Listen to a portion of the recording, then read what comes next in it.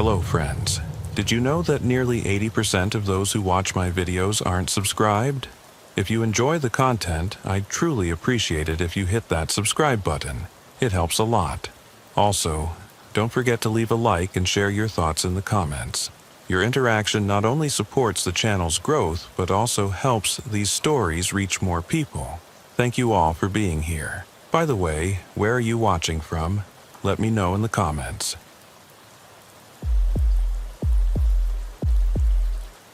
Sheriff Rachel Martinez had been serving Blackwater County, Texas for 12 years, but she'd never received a call quite like the one that came through at exactly 11:47 p.m. on September 15th, 2019.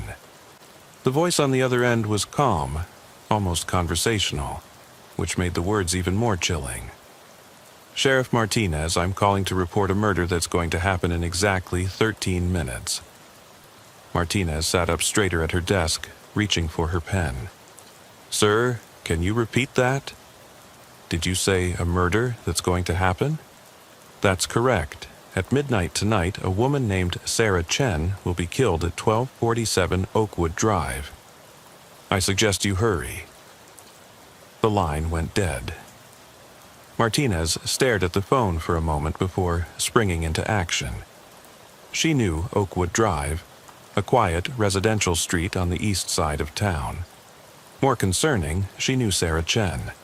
The 34-year-old elementary school teacher lived alone after her divorce 6 months ago. Martinez had responded to a domestic disturbance call there during the proceedings. As she raced through the empty streets, Martinez radioed for backup and tried calling Sarah's number. No answer. The digital clock on her dashboard read 11:53 p.m. when she pulled into the driveway of 1247 Oakwood Drive. The house was dark, except for a single light in what she knew was the kitchen window. Martinez approached the front door cautiously, her hand resting on her service weapon. She knocked firmly. Sarah? It's Sheriff Martinez.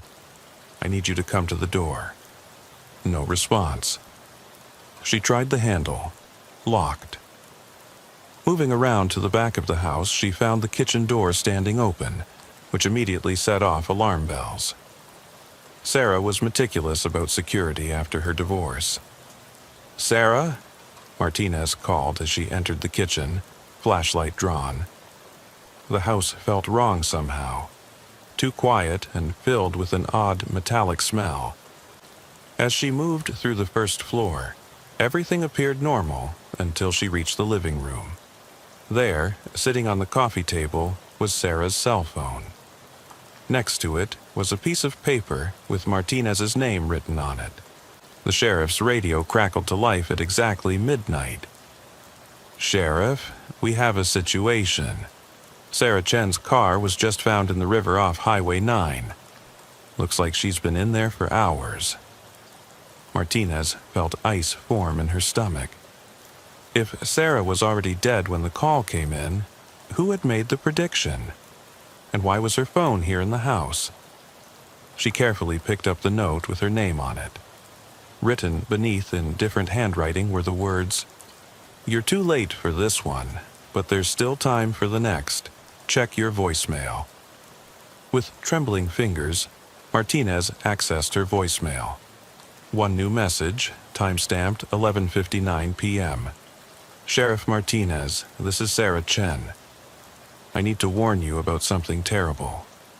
I think someone's been watching me, following me. I found these photos under my car windshield wiper yesterday. Pictures of me at work, at the grocery store, in my house. But that's not the worst part. The worst part is in one of the photos there's someone standing behind me that I never saw.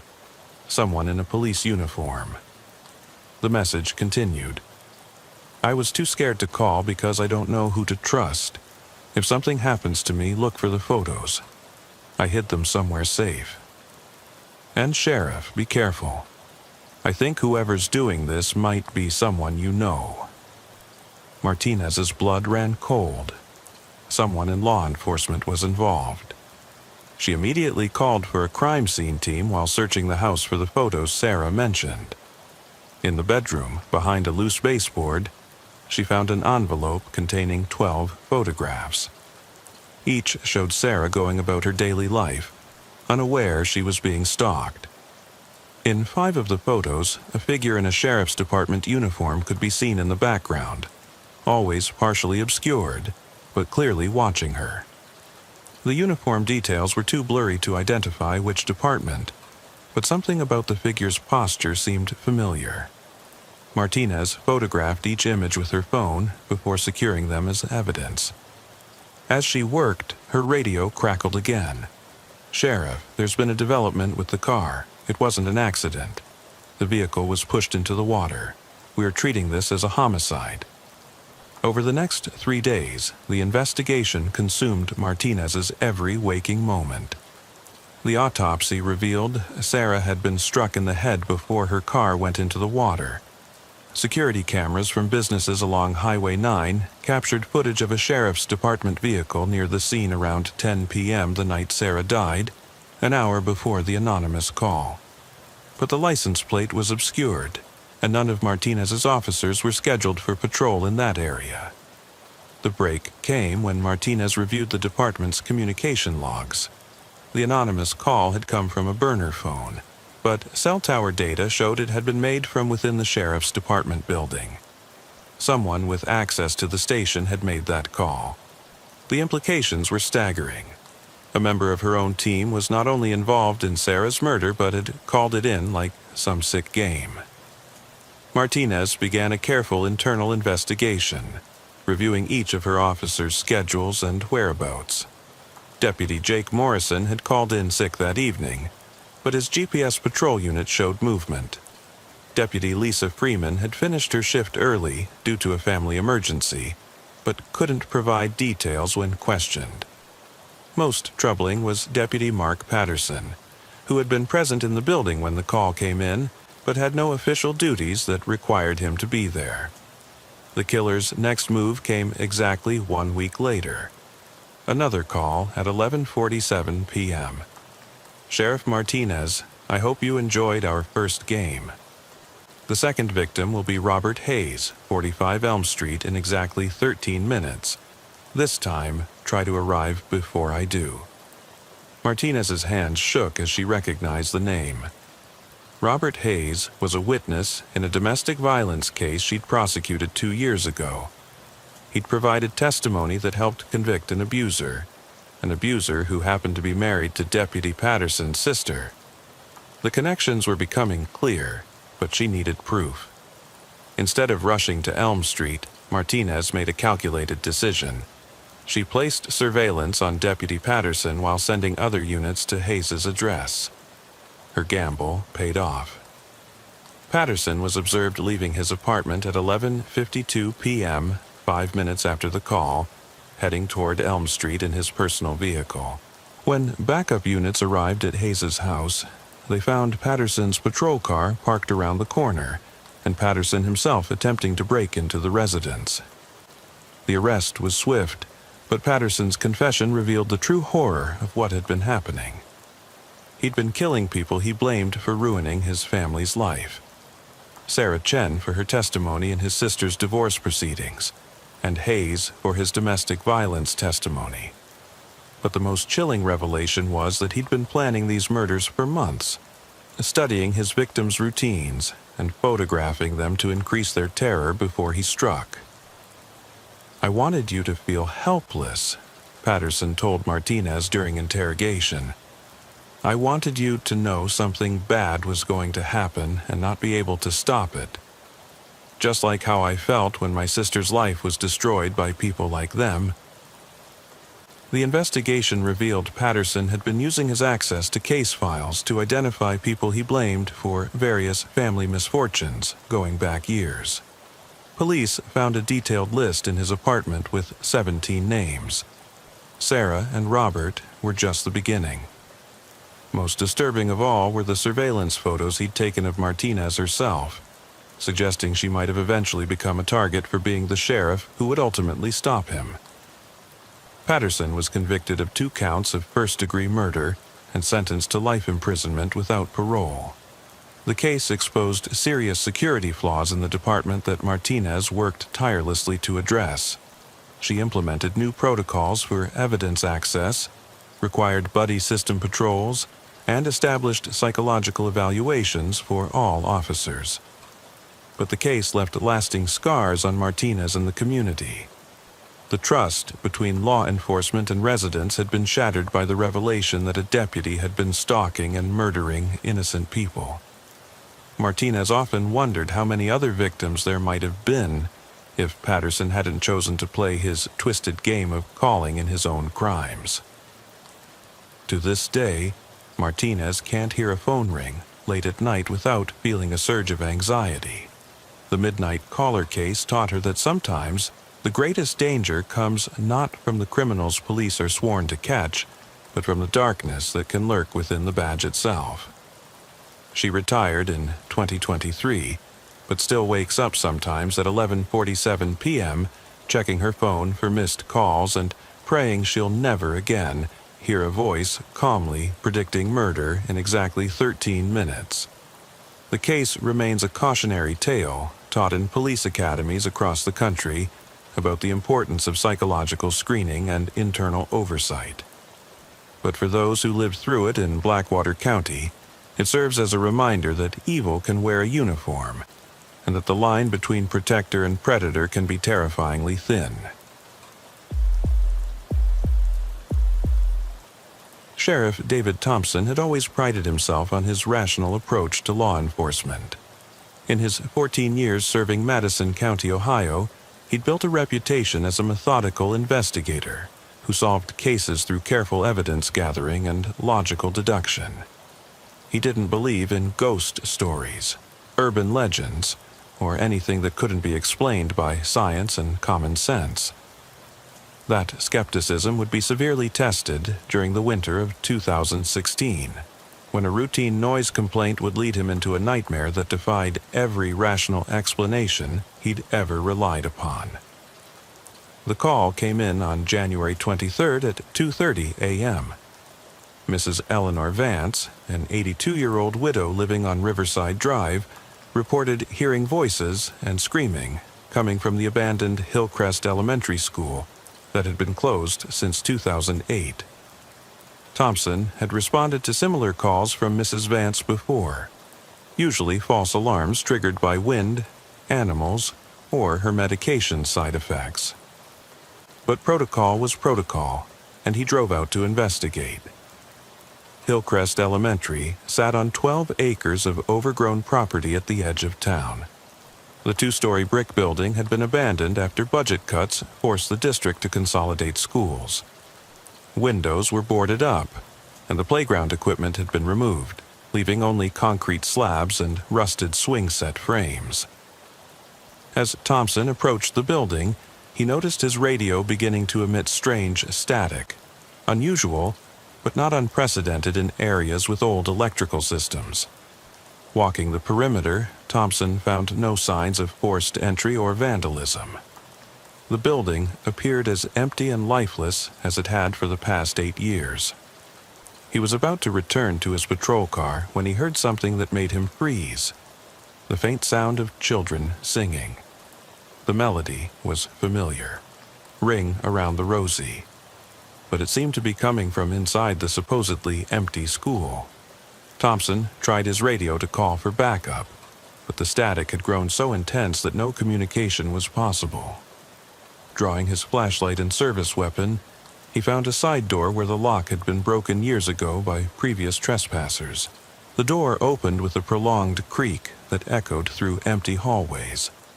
Inside, the school felt colder than the January night outside. Thompson's breath came out in visible puffs as he moved through corridors lined with empty lockers and abandoned classrooms. The singing had stopped, but now he could hear other sounds. The squeak of sneakers on linoleum, the slam of locker doors, and the general murmur of voices that might be expected in a functioning school. Except this school had been empty for nearly a decade. Following the sounds, Thompson made his way to what had been the main hallway. His flashlight beam revealed something that made no sense. The hallway appeared to stretch much farther than the building's actual dimensions should have allowed. Classrooms lined both sides, and through their windows he could see dim lights flickering as if the electricity had been restored. But when he'd circled the building outside, it had been completely dark. The sounds were getting louder now, definitely children's voices, but with an odd quality that Thompson couldn't identify. They seemed to echo strangely, as if coming from a great distance despite originating from the classrooms right next to him. He approached the nearest classroom door and tried the handle. Locked, but through the window, he could see small figures moving around inside. "Police," Thompson called out. "Is anyone in there?" The movement inside the classroom stopped immediately, and the hallway fell silent. Then, slowly, one of the figures approached the window. What Thompson saw made his blood freeze. It was a child, perhaps 7 or 8 years old, but there was something terribly wrong with her appearance. Her skin was pale gray, her clothes were outdated by decades, and her eyes reflected his flashlight beam with an unnatural luminescence. The child placed her hand against the window and mouthed words Thompson couldn't understand. Behind her, other small figures began to gather, all with the same grayish pallor and eerily reflective eyes. They pressed against the glass, their mouths moving in unison, trying to communicate something urgent. Thompson backed away from the window, his rational mind struggling to process what he was seeing.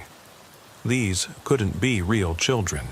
No one had reported any missing kids, and the building had been sealed for years. But the alternative explanation was even more disturbing. As he retreated down the hallway, every classroom window began to fill with the same pale figures, all trying desperately to get his attention. His radio suddenly crackled to life, but instead of dispatch, he heard a child's voice. "Mister, you have to help us. We can't leave. We've been here so long." The voice was filled with fear and desperation, overlaid with that same strange echoing quality he'd noticed earlier. "Who is this?"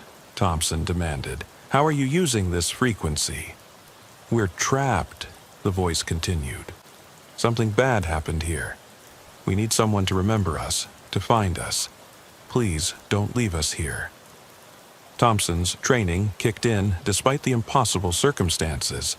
If children were somehow trapped in this building, he had a duty to help them. "Where are you? How many of you are there?" "Room 13, the voice replied. "But be careful, he's still here too, the man who hurt us. He doesn't want anyone to find out what he did." Room 13. Thompson remembered that room number from his school days. It had been notorious among local kids because most buildings didn't have a 13th room due to superstition. But Hillcrest had bucked that tradition. Room 13 was located on the 2nd floor, a storage room that had been used for art supplies. As Thompson climbed the stairs to the 2nd floor, the sounds around him intensified. He could hear children crying, the scrape of desks being moved, and underneath it all, heavy adult footsteps that seemed to be following him. The hallway upstairs was even colder, and his flashlight beam began to flicker, as if the battery was dying, though it had been fresh when his shift started. Room 13 was at the end of the hallway. Unlike the other doors, this one stood slightly ajar. As Thompson approached, the children's voices on his radio became more urgent. "Hurry, mister. He knows you're here. He's coming." Thompson pushed open the door to room 13 and swept his flashlight across the interior. The room was larger than it should have been, filled with old desks and chairs arranged in rows. At each desk sat a child, all with the same grayish pallor and luminous eyes he'd observed through the windows. They were looking at him expectantly, hopefully, as if he was their salvation. "You can see us," one child whispered, her voice echoing both in the room and through his radio. "Finally, someone can see us." "How many of you are there?" Thompson asked. though he wasn't sure if he was speaking to living children or something else entirely. 23, the child replied. We were here for after-school art class on May 15, 1987. Mr. Hendricks locked the doors and turned on the gas. He said we were being too loud, causing too much trouble. He said he was going to teach us to be quiet forever. Thompson's blood ran cold. He vaguely remembered hearing about a tragedy at Hillcrest Elementary from his childhood, but the details had been suppressed due to the nature of the crime. A teacher had killed a classroom full of children before taking his own life. The school had reopened after extensive renovations, but had never been the same. Parents pulled their children out. Enrollment dropped, and eventually the building was closed altogether. Mr. Hendricks is still here, another child warned. He doesn't like it when people come looking for us. He gets angry. As if summoned by the child's words, Thompson heard heavy footsteps in the hallway behind him, accompanied by a man's voice. Children should be seen and not heard. This is detention for all of you. Thompson spun around to see a tall figure in the doorway, a man in his 50s wearing outdated clothing and thick glasses. His face was contorted with rage, and in his hand he held what appeared to be a large wrench. But like the children, there was something fundamentally wrong with his appearance. He seemed to flicker in and out of focus, as if he wasn't entirely present in the same reality as Thompson.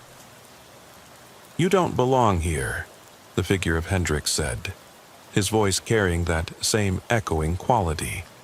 These children are in my care. They need to learn discipline. Thompson drew his weapon, though he wasn't sure what good it would do against whatever this thing was. You're dead, he said. You died 30 years ago.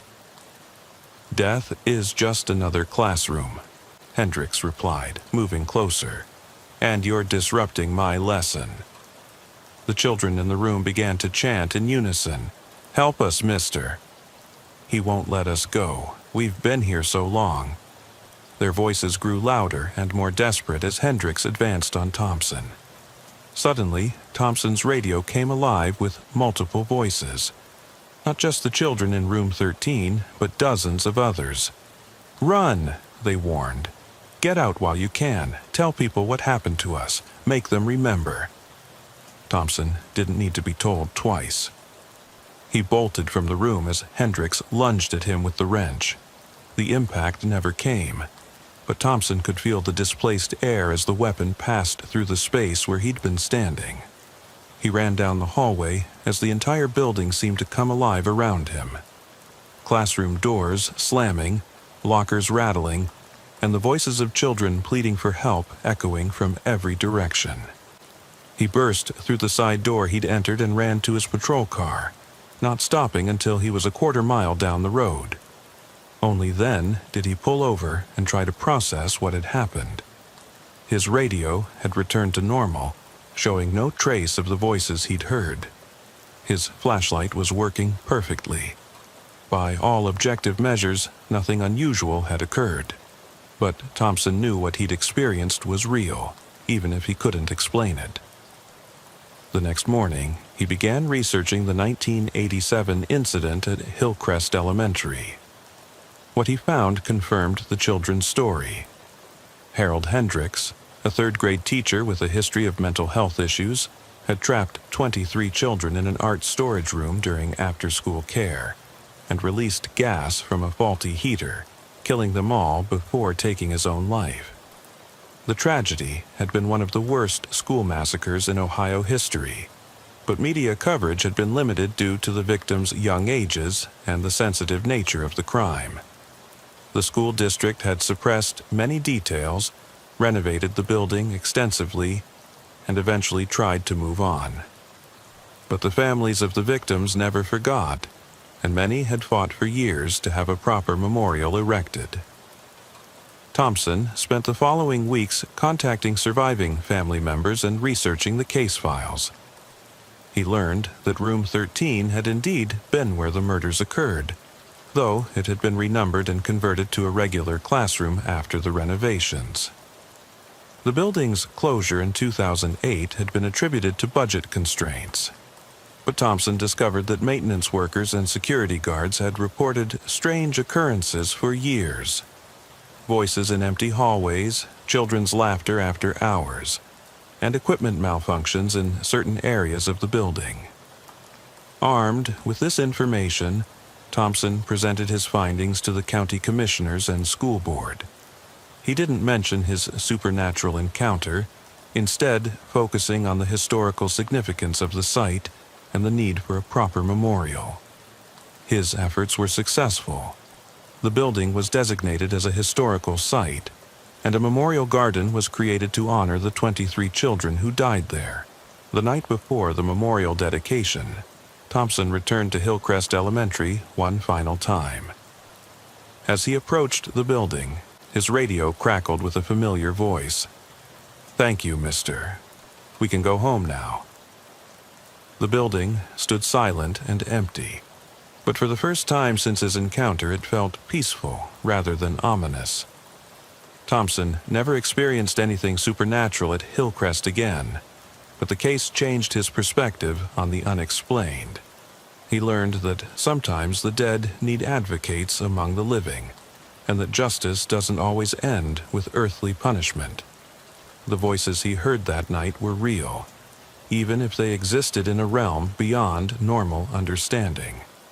In 2020, Thompson retired from law enforcement and became a volunteer coordinator for the Hillcrest Memorial Foundation, ensuring that the 23 children who died there would never be forgotten again. He keeps his old radio in his office, though it only picks up normal police frequencies now. But sometimes, late at night when he's working alone, he thinks he can hear the faint echo of children's laughter. Not the desperate pleas for help he heard that terrifying night, but the joyful sounds of kids finally free to play again. Sheriff Amanda Cross thought she'd seen everything during her 8 years in law enforcement. But Millfield County, Vermont, had proven to be a quiet assignment since her transfer from the big city.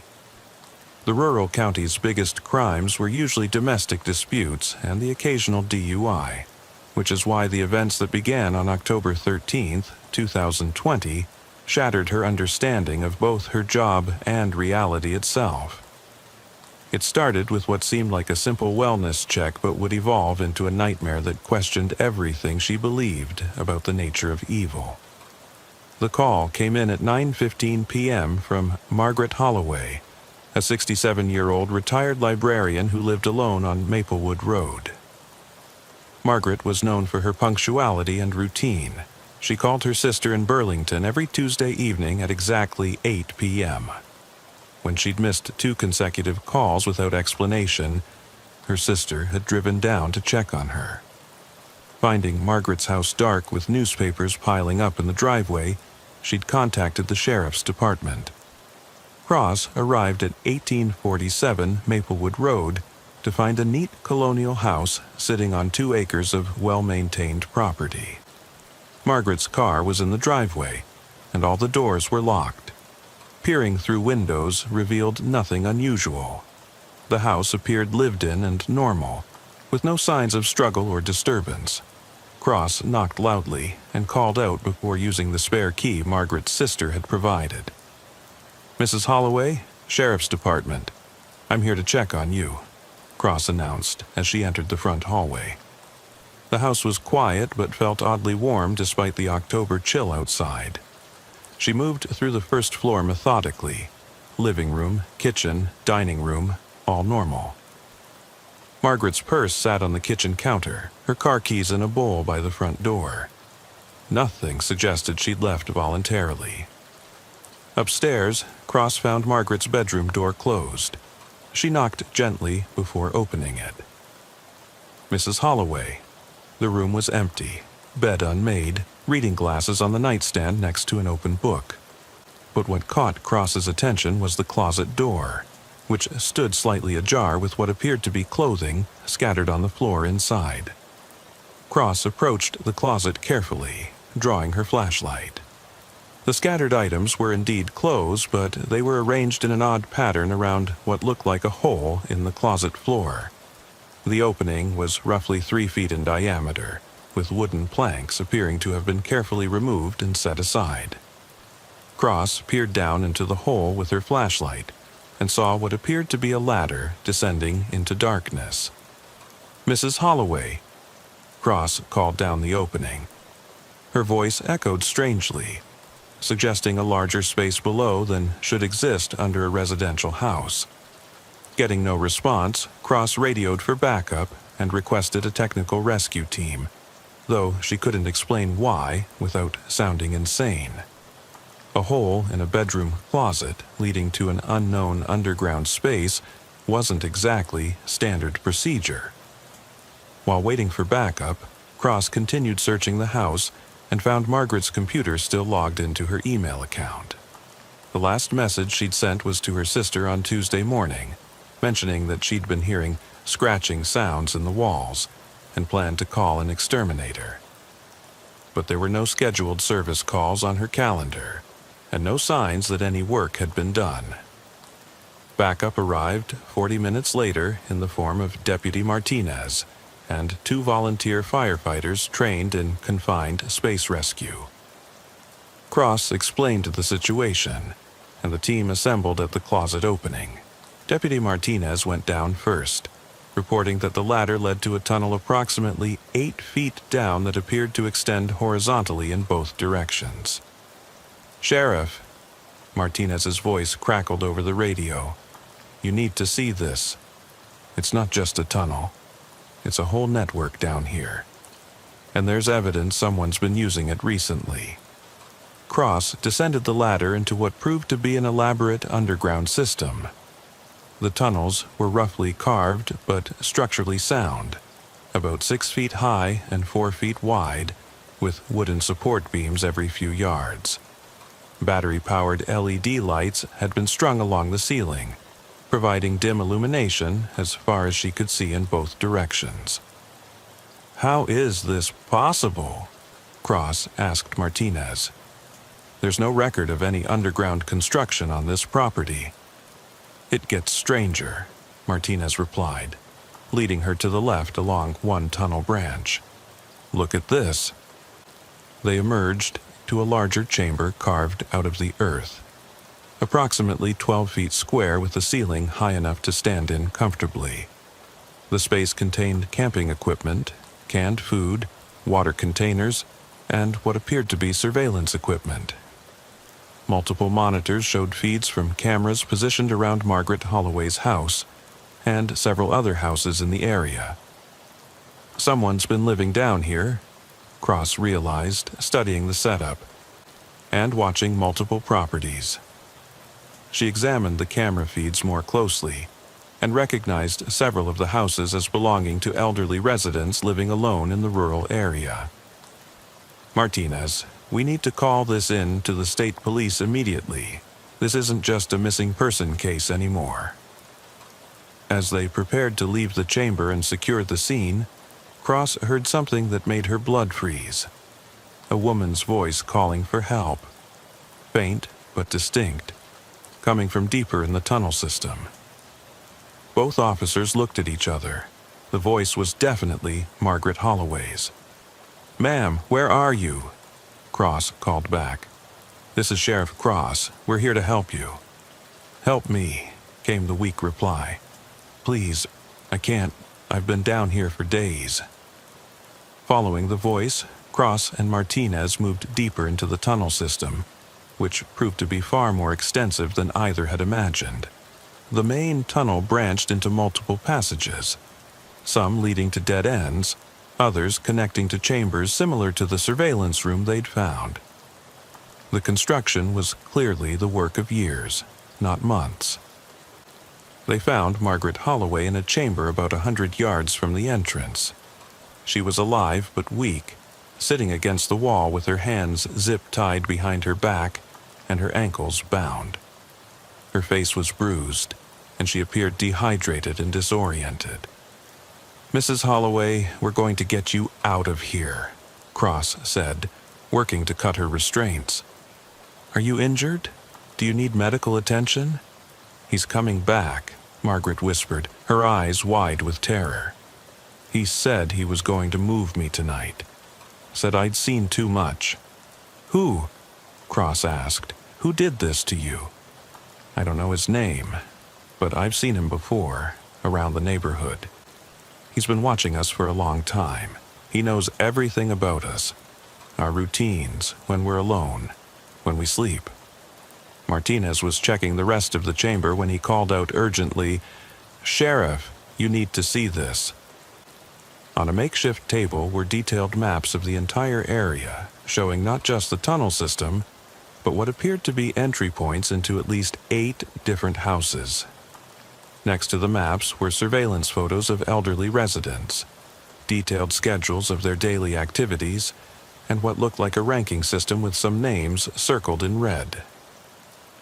This is a predator operation, Cross realized. He's been stalking multiple victims, learning their patterns. She studied the photos and recognized several faces, residents she'd done welfare checks on over the past year. All elderly, all living alone, all trusting members of the community.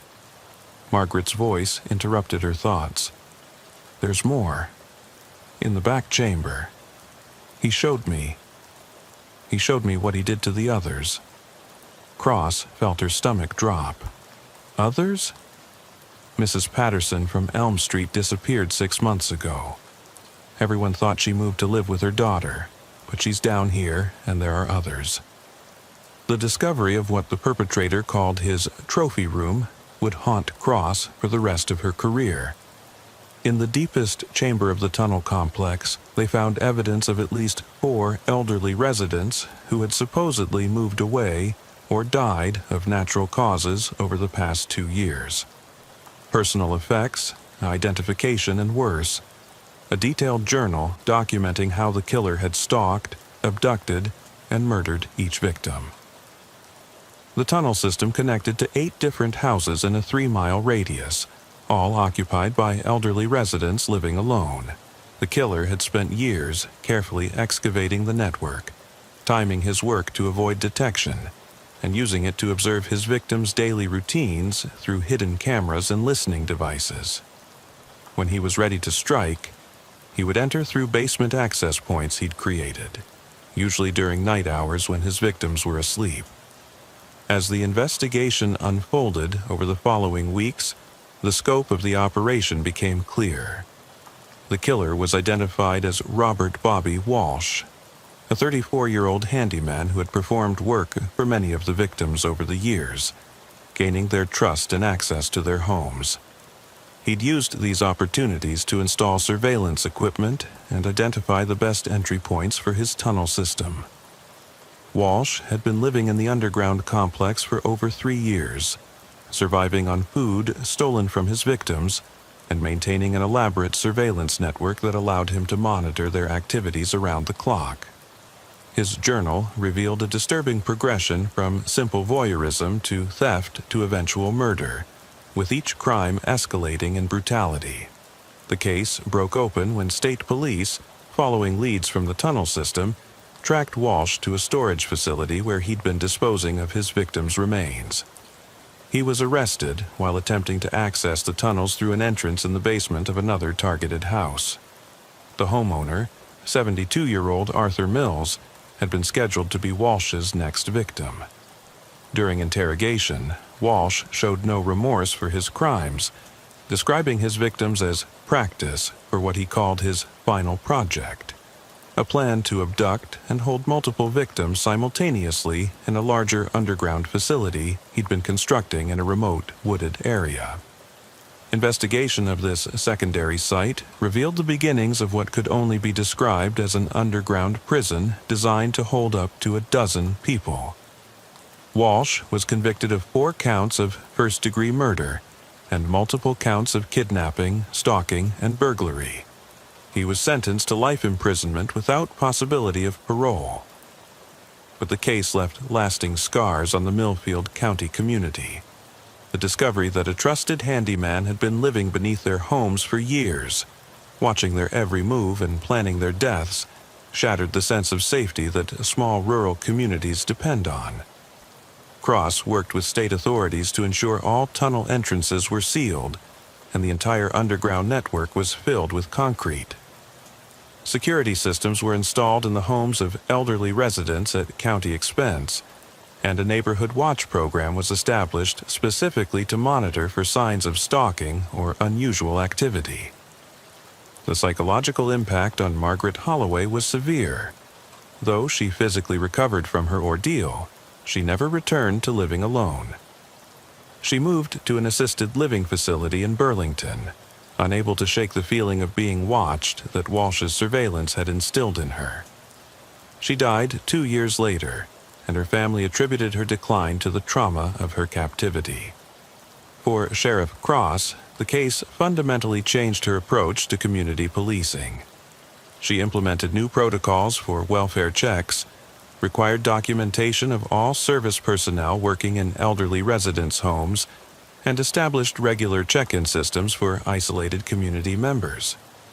Most importantly, she learned that evil could hide behind the most mundane facades, that a helpful handyman could spend years building an elaborate predator network right under everyone's noses. The abandoned tunnel system has become something of a local legend in Millfield County.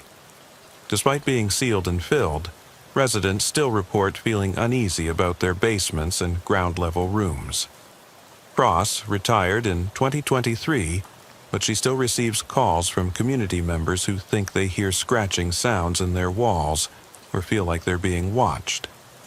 Most of these calls turn out to be nothing, but Cross always responds personally, understanding that the fear Walsh instilled in the community runs deeper than any physical tunnels he dug.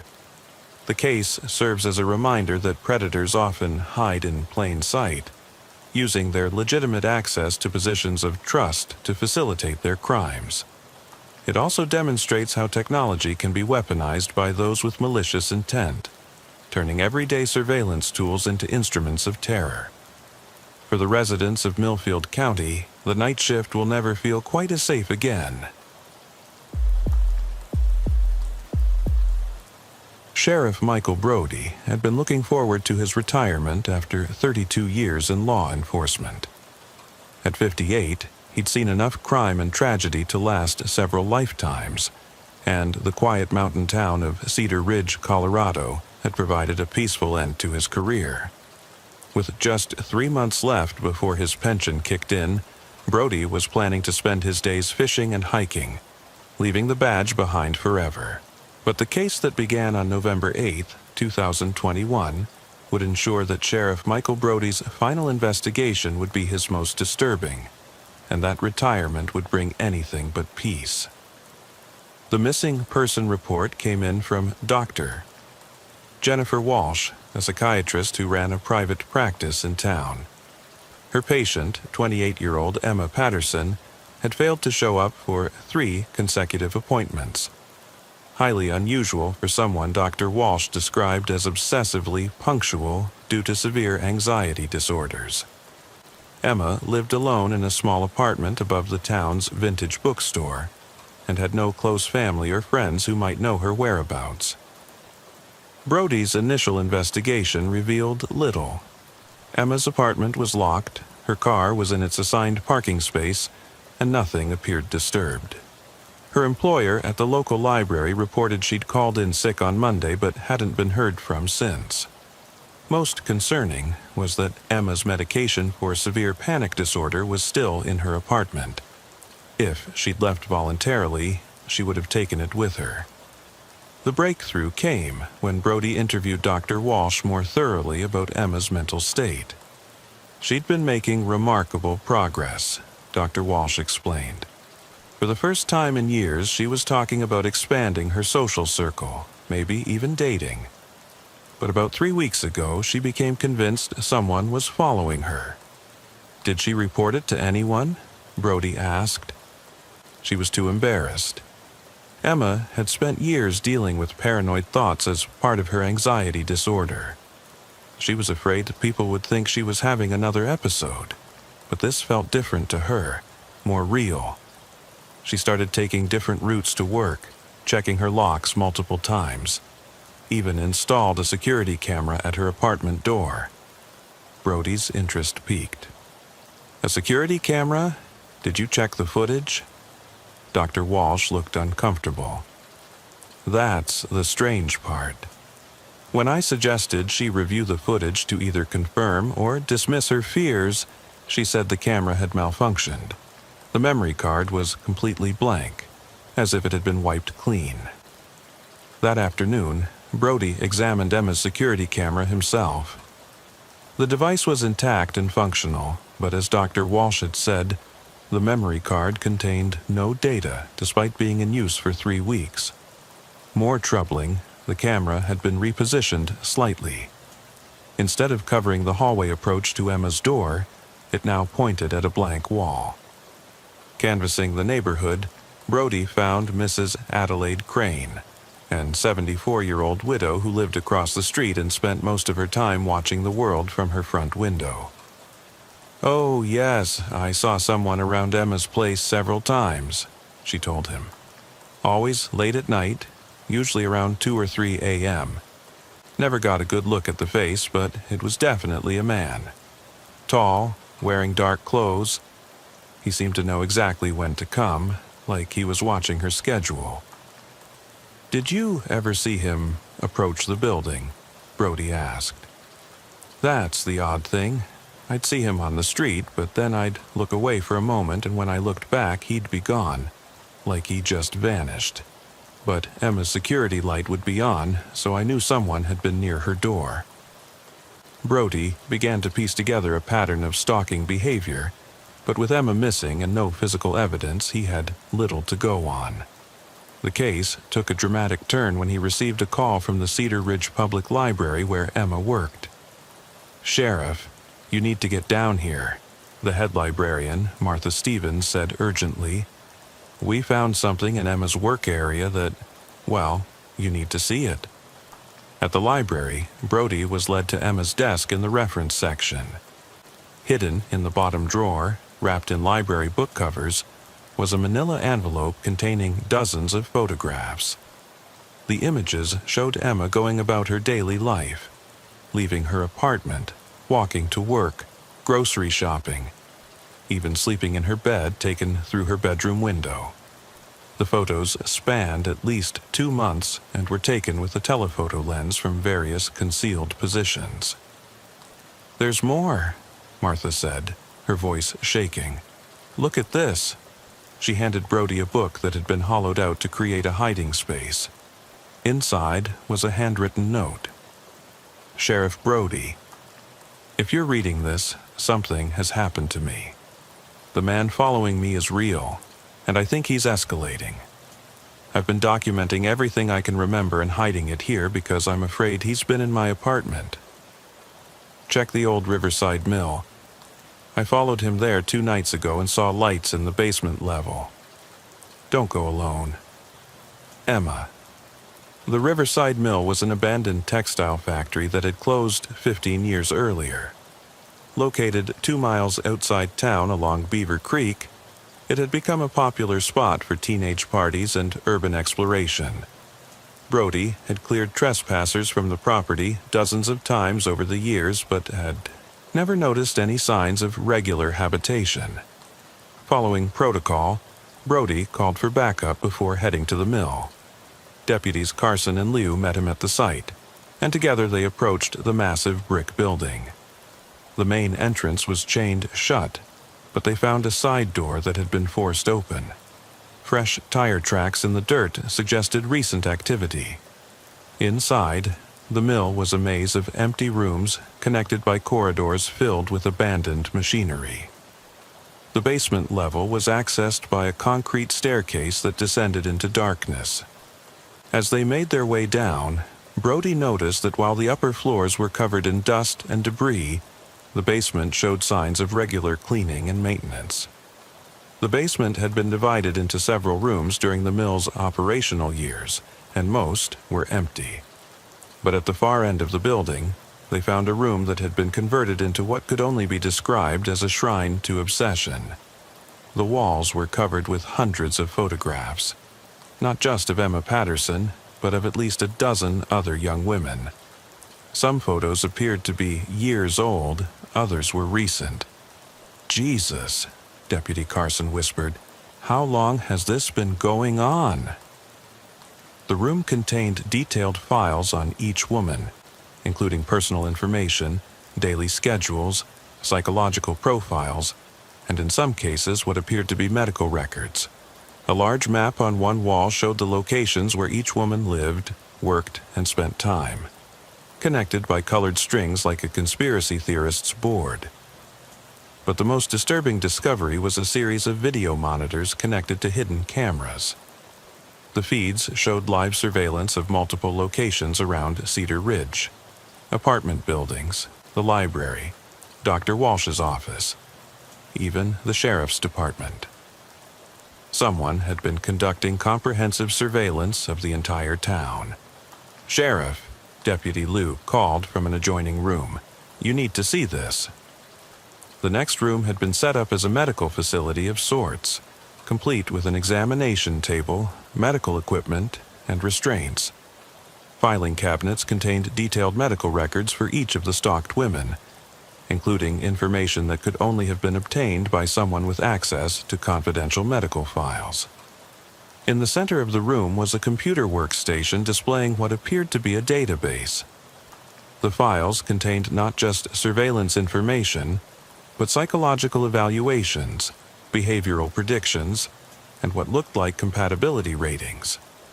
Each woman had been assigned a numerical score based on various criteria: vulnerability, isolation level, likelihood to be missed if she disappeared. Emma Patterson had received the highest score, 9.7 out of 10. This isn't just stalking, Brody realized. This is a selection process. He's been evaluating targets and choosing the most vulnerable ones. The computer files revealed a horrifying timeline. 7 women had been collected over the past 4 years, with their disappearances carefully staged to appear as voluntary departures or tragic accidents. Each woman had been isolated, vulnerable, and had minimal social connections that would trigger extensive searches. As they documented the evidence, Brody's radio crackled with an incoming call. "Sheriff, this is dispatch. We have a situation. A woman matching Emma Patterson's description has been spotted at the abandoned Anderson farm, appearing to be in distress." The Anderson farm was 12 miles from the mill, another abandoned property that had been empty since the family moved away a decade ago. Brody faced a critical decision: split his team to respond to the sighting while securing the mill evidence, or risk losing Emma if this was a legitimate rescue opportunity. "Carson, stay here and secure this scene. Don't let anyone near it until state investigators arrive." "Lou, you're with me." The drive to the Anderson farm took 20 minutes on winding mountain roads. As they approached the property, Brody could see lights in the farmhouse windows, the first sign of activity there in years. A car was parked behind the house, hidden from the main road. Approaching cautiously, they could hear voices from inside the house, a man speaking calmly and a woman crying. Brody positioned Deputy Liu at the back entrance while he approached the front door.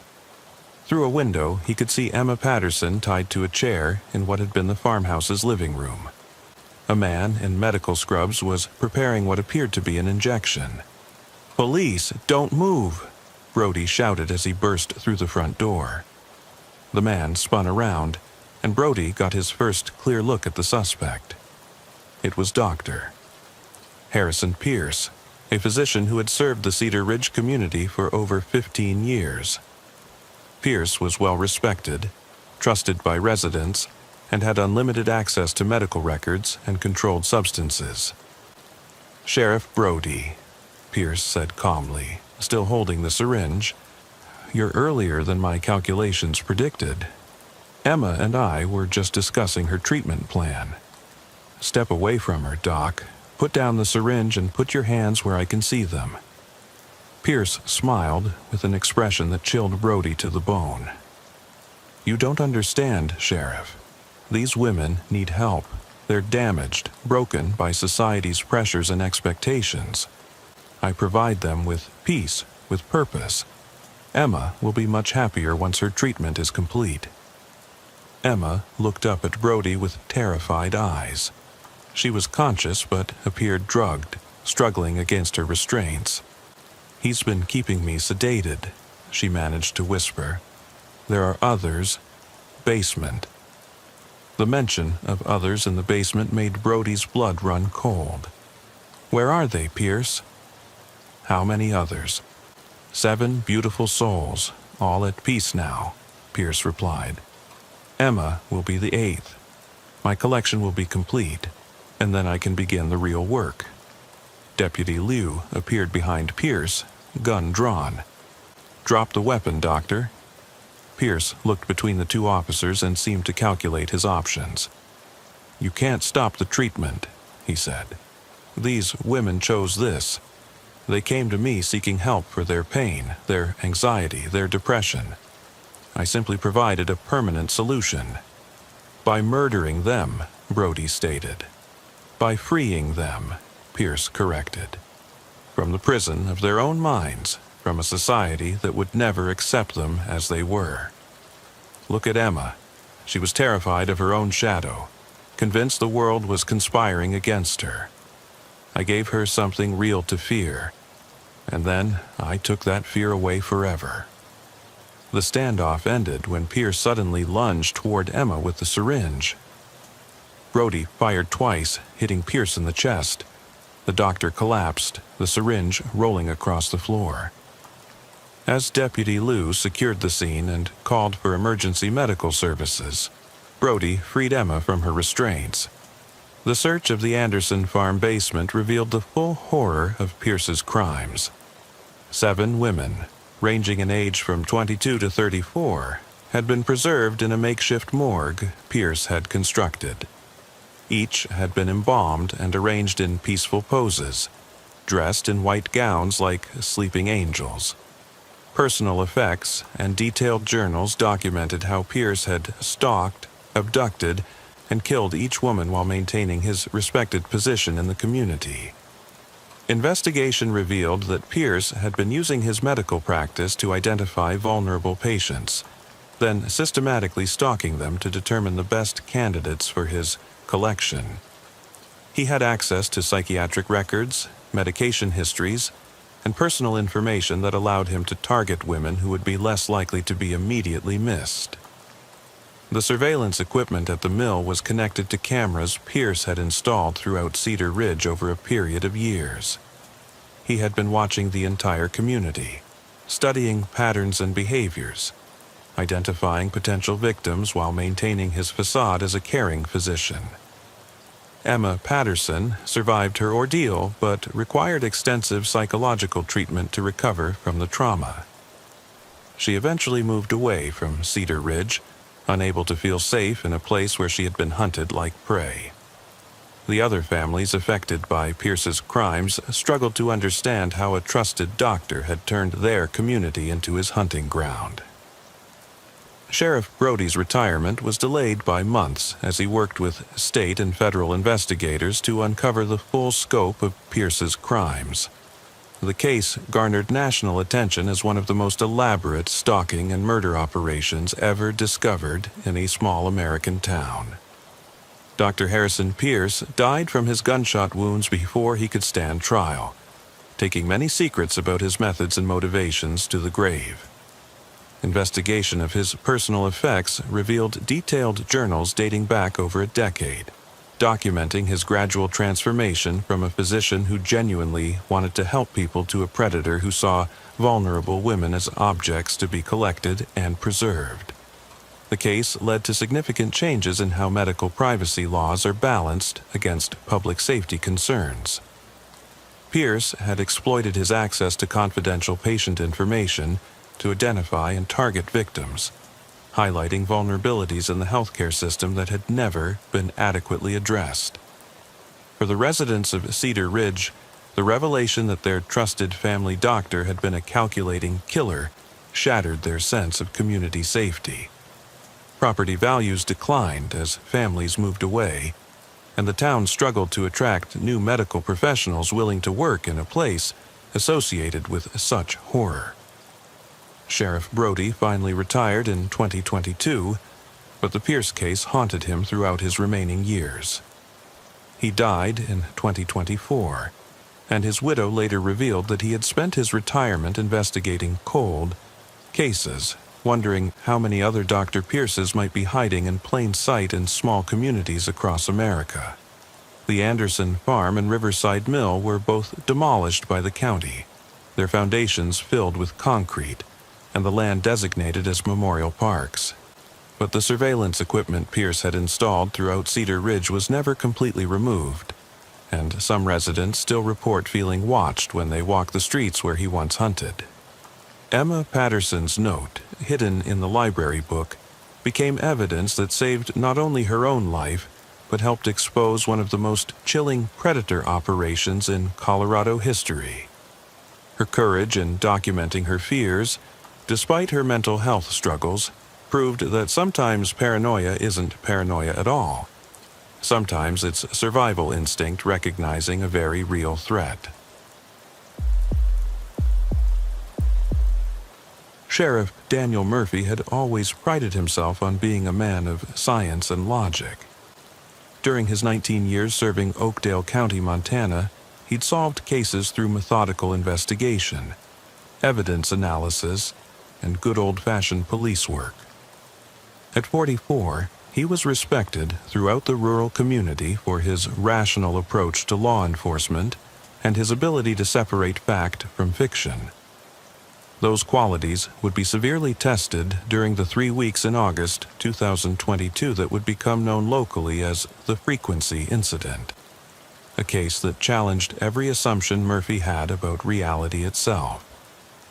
It began with what seemed like a routine equipment malfunction. On August 7th, the department's radio system started experiencing severe interference during the overnight shift. Deputy Sarah Chen reported that between 2 a.m. and 4 a.m., normal radio communication became impossible due to a high-pitched tone that made the speakers virtually unusable. The department's IT contractor, Mike Rodriguez, was called in to investigate. "I've never seen anything like this," Rodriguez told Murphy the next morning. "The interference isn't coming from outside sources. No weather, no equipment failures, no cell tower issues. It's like the signal is being generated internally, but there's nothing in our system that could produce this type of frequency." The problem worsened over the next few nights. The interference expanded from 2 hours to 4, then 6, until eventually the entire overnight shift was working without reliable radio communication. More disturbing was that the static began to carry what sounded like fragments of human voices, whispered words that were almost intelligible, but never quite clear enough to understand. Murphy decided to investigate personally, staying at the station during the overnight shift on August 12th. At exactly 2 a.m., the interference began. The high-pitched tone was painful to listen to, but underneath it, Murphy could definitely hear voices.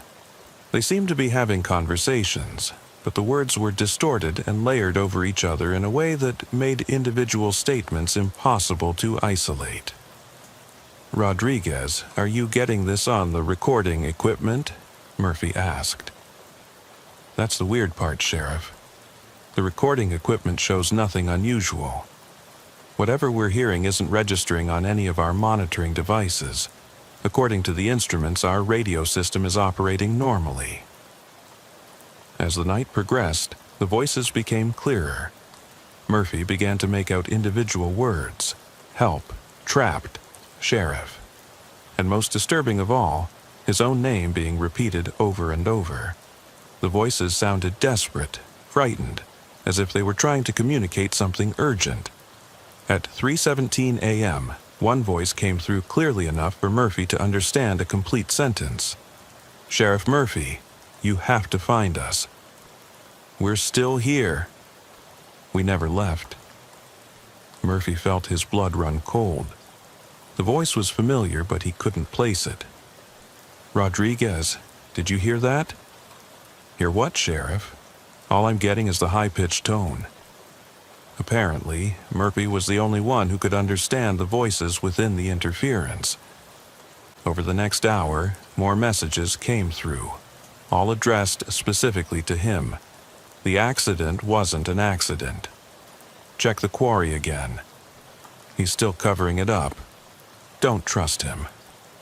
The references to a quarry made Murphy think immediately of the Morrison Quarry, an abandoned granite operation about 15 miles outside town. 3 years earlier, there had been a tragic accident there involving 4 teenagers who had been swimming in the flooded quarry despite numerous warnings about the dangerous currents and hidden debris. The bodies of Jennifer Hayes, Mark Peterson, Ashley Crane, and David Liu had been recovered after an extensive search operation. Murphy had investigated the incident personally. The teenagers had been drinking, which impaired their judgment about the quarry's dangers. It was ruled an accidental drowning with no evidence of foul play. But now, the voices in the radio interference were suggesting otherwise. The next night, August 13th, Murphy brought in additional recording equipment, hoping to capture evidence of the voices that only he seemed able to hear. At 2 a.m., the interference began again, but this time the voices were more organized, as if they knew he was listening. "Sheriff Murphy," came the voice of Jennifer Hayes. He was certain it was her now. "We weren't alone at the quarry that night. Someone else was there, someone who made sure we didn't come back up." "Who?" Murphy asked aloud, feeling ridiculous for speaking to radio static. "Coach Bradley," came the reply. "He followed us there. He was angry about the game, about losing the championship. He blamed us." Murphy's heart pounded. Coach Terry Bradley had been the high school football coach at the time of the quarry incident. He'd left town shortly after the teenagers' deaths, citing grief over losing students he'd taught. But Jennifer's words suggested a much darker motive. "He held us under." Another voice joined in, Mark Peterson. "One by one, made it look like accidents. We tried to fight, but he was too strong." "There's evidence," Ashley Crane's voice added. "In his truck, he kept something. Check the old Hartman property where he's been staying." Murphy knew the Hartman property, a remote ranch that had been abandoned for years, but recently had shown signs of occasional habitation. Local kids reported seeing lights there at night, and Murphy had made a mental note to investigate when he had time. The voices continued through the night, providing details about the night at the quarry that had never been part of the official investigation. They described Coach Bradley arriving drunk and enraged about the football team's recent loss in the state championship game, a loss he blamed on the partying and undisciplined behavior of his star players. The teenagers had been easy targets, isolated at the quarry with no one around to witness what happened. By dawn, Murphy had pages of notes about what the voices had told him. Logically, he knew he couldn't use supernatural communications as evidence in a criminal investigation. But the details were specific enough that they might point him toward real evidence, evidence that could reopen the case if it existed. That afternoon, Murphy drove out to the Hartman property alone. The abandoned ranch house sat in a valley surrounded by dense forest, accessible only by a rough dirt road. As he approached, he could see a pickup truck parked behind the house, a truck that matched the description of the vehicle Coach Bradley had been driving when he left town. Murphy called for backup before approaching the house, but as he waited, he decided to examine the truck. The vehicle was unlocked, and in the glove compartment he found registration papers confirming it belonged to Terry Bradley. More importantly, in a toolbox in the truck bed, he discovered a waterproof bag containing 4 driver's licenses, those belonging to Jennifer Hayes, Mark Peterson, Ashley Crane, and David Liu. The implications were staggering. If Bradley had kept the licenses as trophies, It suggested the deaths weren't accidental but deliberate murder. Murphy immediately secured the scene and called for state investigators, knowing this evidence could potentially reopen the quarry case. When backup arrived, they searched the property and found Bradley inside the ranch house, apparently living there since leaving town 3 years earlier. He'd been working odd jobs and staying off the grid, returning periodically to the property he didn't own. When confronted with the driver's licenses, Bradley initially denied any involvement in the teenagers' deaths, but as the interrogation continued, his story began to change. He admitted to being at the quarry that night, claiming he'd gone there to confront the teenagers about their behavior and its impact on the team's performance. According to Bradley, the confrontation had escalated, but he maintained their deaths were still accidental. They were drunk and stupid, Bradley told investigators. I was trying to teach them a lesson about responsibility. When they jumped in the water, I didn't stop them.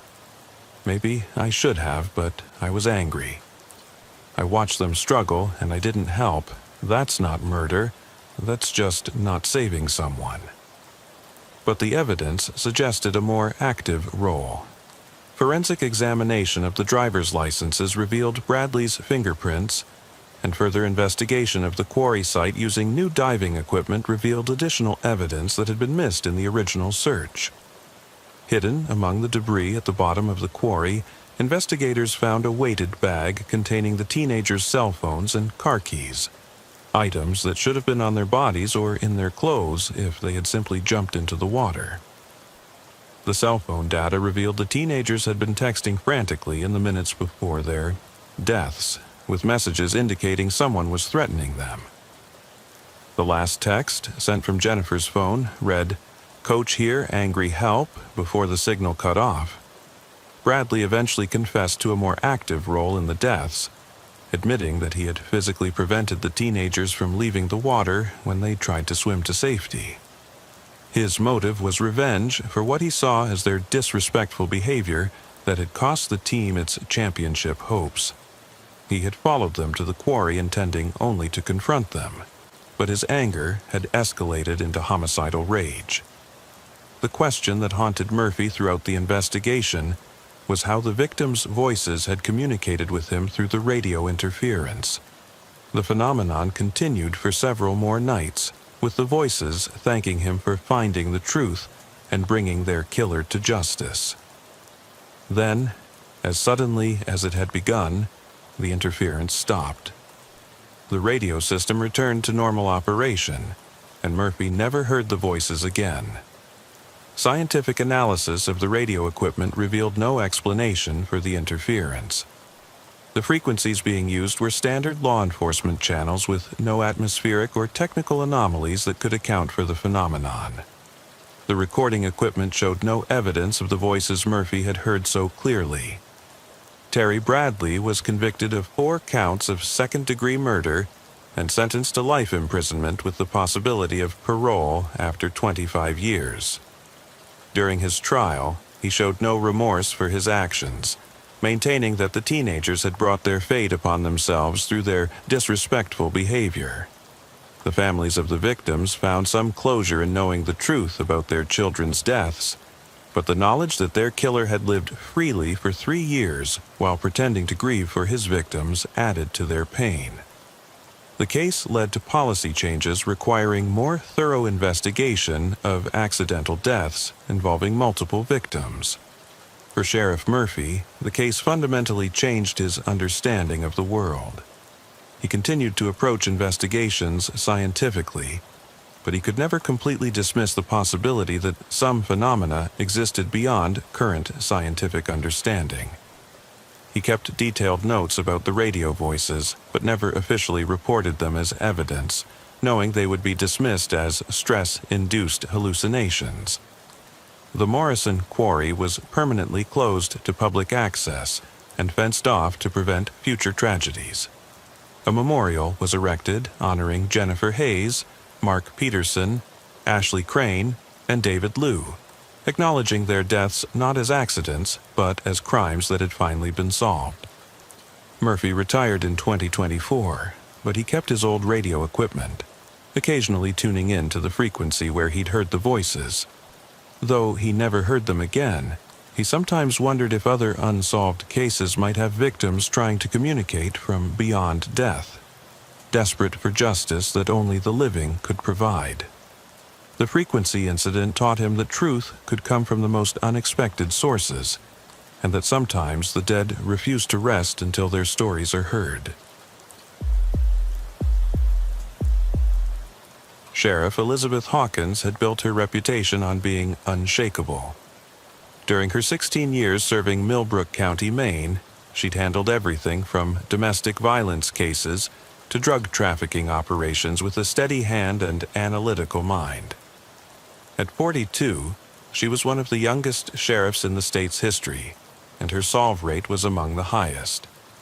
But the case that began on a fog-shrouded morning in October 2023 would test every assumption she'd ever made about reality, identity, and the nature of evil itself. The first call came in at 6:23 a.m. from the Millbrook General Hospital emergency room. Dr. Patricia Vance, the attending physician, sounded shaken when she contacted the sheriff's department. "We need law enforcement here immediately," she said, her voice tight with controlled panic.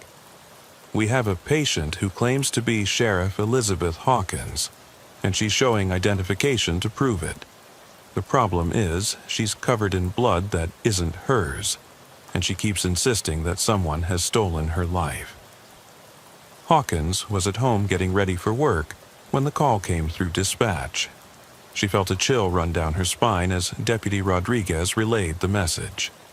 How could someone be impersonating her at the hospital when she was standing in her own bedroom? "Tell Dr. Vance. I'll be there in 20 minutes, Hawkins instructed. "And Rodriguez, don't let anyone leave or enter that room until I arrive." The drive to Millbrook General took her through the town's historic district, past the colonial houses and centuries-old cemetery that gave the area its distinctive New England character. A thick fog had rolled in from the Atlantic during the night, reducing visibility to less than 50 yards, and creating an otherworldly atmosphere that seemed to press against her patrol car windows like ghostly fingers. At the hospital, Dr. Vance met Hawkins in the corridor outside the emergency room. "Sheriff, I have to ask, have you been in any kind of accident this morning? Any situation where you might have injured yourself or been exposed to someone else's blood?" "No," Hawkins replied firmly. "I was at home until 20 minutes ago. What exactly are we dealing with here?" Dr. Vance looked uncomfortable. "The woman in room 3 is an exact physical match for you, Sheriff. Same height, same weight, same scars, including that distinctive mark on your left hand from the fishing accident when you were 12. She knows details about your life that only you should know. But she's covered in what appears to be human blood, and she's in an extreme state of agitation." Hawkins felt her world tilt slightly. The scar on her left hand was from a childhood accident that few people knew about. She'd caught a fishing hook in the webbing between her thumb and index finger during a trip with her father. How could an imposter know such an obscure detail? "I need to see her," Hawkins said. "Sheriff, I have to warn you. She becomes extremely agitated when anyone suggests she's not who she claims to be. She's been asking for a mirror constantly, but we haven't provided one because her reaction to reflective surfaces has been disturbing." Dr. Vance led Hawkins to room 3, where a security guard stood outside the door. Through the small window, Hawkins could see a figure sitting on the examination table with her back turned.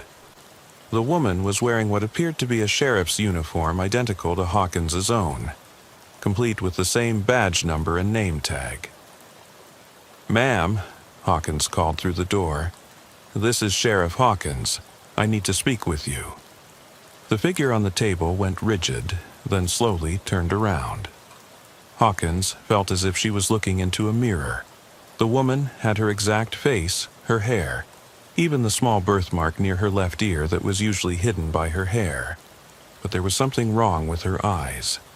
They held a wild, desperate quality that Hawkins had never seen in her own reflection. "No," the woman said, her voice carrying Hawkins' own vocal patterns and inflections. "You're the imposter. I'm Sheriff Elizabeth Hawkins. I don't know what kind of sick game this is, but I demand to see a mirror right now." Hawkins entered the room slowly, her hand instinctively moving to her service weapon. The blood on the woman's uniform was extensive, covering the front of her shirt and both hands. "Ma'am, I need you to remain calm while we sort this out. Can you tell me your name?" "I told you. I'm Elizabeth Hawkins, Sheriff of Millbrook County, badge number 147. I've been serving this community for 16 years.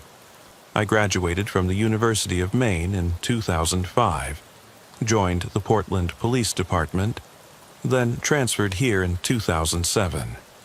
My father was James Hawkins, retired lobster fisherman. My mother was Sarah Hawkins, who died of cancer in 2019. Every detail was correct. Hawkins felt a chill that had nothing to do with the October morning. Where did the blood come from? The woman's expression became confused and frightened. I don't remember. I woke up in the woods behind my house covered in this blood, but when I tried to go inside, someone else was there. Someone who looked exactly like me was having breakfast in my kitchen, reading my newspaper, living my life."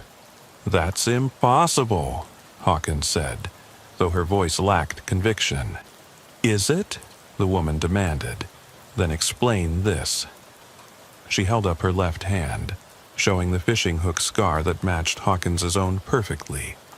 "Explain how I know that you keep a photograph of your father's boat in your desk drawer at the station. Explain how I know that you have a recurring nightmare about drowning that started after your mother's death." Hawkins had never told anyone about that nightmare. It was too personal, too raw. The detail about her father's photograph was also accurate. It was something she kept private, a small memento in the bottom drawer of her desk that few people would ever notice. Dr. Vance stepped forward. "Sheriff, we've run preliminary blood tests on the sample from her uniform. It's human blood, type O negative, but it's not hers. Her blood type is A positive, same as yours according to your medical records." "I need to make some calls," Hawkins said, backing toward the door. "Don't let her leave this room." Outside in the corridor, Hawkins called Deputy Rodriguez. "I need you to go to my house immediately and secure the scene. Look for any signs of disturbance, blood, or evidence of a struggle. And Rodriguez, approach with extreme caution." While waiting for Rodriguez's report, Hawkins tried to process what she was experiencing. The woman in the hospital room was either an incredibly sophisticated imposter who had somehow obtained the most intimate details of her life, or something far more disturbing was happening. The blood evidence suggested violence, but whose blood was it? And how had it gotten on the woman's uniform? Rodriguez called back within 30 minutes. "Sheriff, I'm at your house now. The front door was standing open and there's evidence of a struggle in the kitchen. I found blood on the floor, not a lot, but enough to suggest someone was injured. And Sheriff, there's something else. I found another sheriff's uniform in your bedroom, identical to the one you're wearing, but it's torn and bloody." Hawkins felt the ground shifting beneath her feet. "Any sign of forced entry?" "That's the strange part. No broken windows, no damaged locks. It's like whoever was here had a key, or was let in by someone they trusted. I'm coming home now. Secure the scene and don't let anyone else inside." The drive back to her house took Hawkins through the same fog-shrouded streets, but everything felt different now. The familiar landmarks seemed distorted, as if she was seeing them through someone else's eyes. When she arrived at her property, a modest two-story house she'd owned for 8 years. She saw Rodriguez's patrol car in the driveway and crime scene tape across the front door. "Show me what you found," Hawkins instructed. Rodriguez led her through the house, pointing out the evidence he'd documented. In the kitchen, droplets of blood formed a trail from the breakfast table to the back door. The morning newspaper was still folded beside a half-finished cup of coffee, as if someone had been interrupted during a normal morning routine. In the bedroom, the bloody uniform Rodriguez had mentioned was laid out on the bed. It was identical to Hawkins's own in every detail, down to the specific wear patterns and small stains she recognized from years of use. But the fabric was torn in several places, and the bloodstains suggested significant trauma. "Sheriff," Rodriguez said carefully, "I have to ask, is there any possibility you have a twin sister? Someone who might have access to your personal information and could obtain a uniform?" "I'm an only child," Hawkins replied. "My parents never mentioned any siblings, and I've seen my birth certificate. There's no twin." But even as she said it, Hawkins realized she was making assumptions about things she'd never actually verified. How well did she really know her own family history? Her parents had been private people, and there were aspects of their past they'd never discussed in detail. The investigation took a surreal turn when Hawkins decided to confront the woman at the hospital again, this time bringing evidence from the house. When she returned to room 3, she found Dr. Vance in animated discussion with the patient. "Sheriff," Dr. Vance said when she arrived, "she's been providing details about cases you've worked on, details that aren't in any public records." She described evidence from the Henderson murder case that was never released to the media. The Henderson case had been one of Hawkins's most challenging investigations 2 years earlier. The specific details the woman was providing were known only to her, the crime scene team, and the prosecutors. There was no way an imposter could have access to that information unless they had been directly involved in the investigation. "I need to speak with her alone," Hawkins said. Dr. Vance looked reluctant, but agreed to leave them. When the door closed, Hawkins faced her doppelganger directly. "I don't know what kind of game this is, but I need answers. Where did you get the information about my cases?" The woman looked at her with a mixture of desperation and anger. "Because I worked those cases. I lived through every detail, every sleepless night, every breakthrough.